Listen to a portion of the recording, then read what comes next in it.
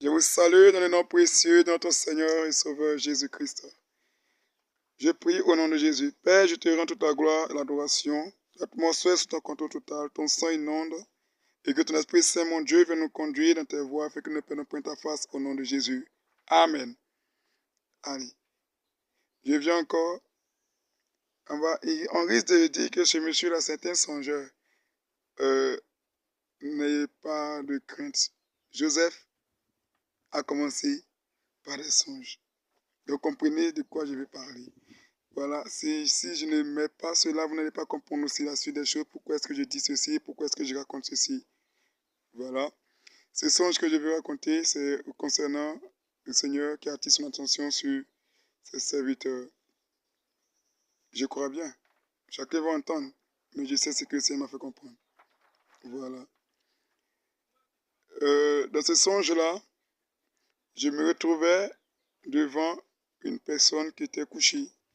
C'était une série, parce que ça se passait comme des films, voilà. Mais la première couche, c'est que je me trouvais en face d'une personne, une jeune fille, qui était couchée, voilà, et la voix du Seigneur l'interpellait.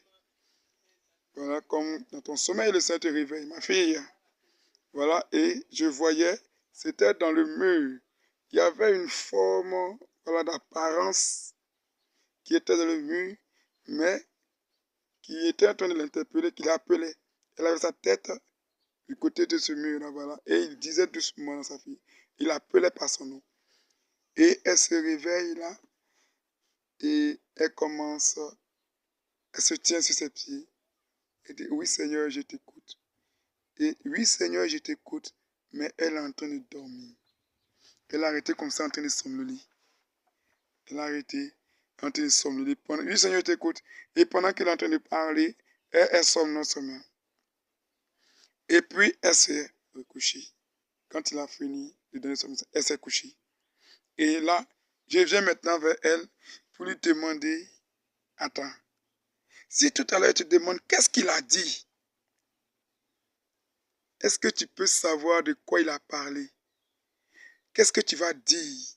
Après, c'est pour te réveiller et puis tu vas dire que Dieu m'a dit, sans même dire exactement ce que le Seigneur t'a dit. Parce qu'effectivement, tu as tes souvenirs qui t'a parlé, mais tu n'as rien saisi.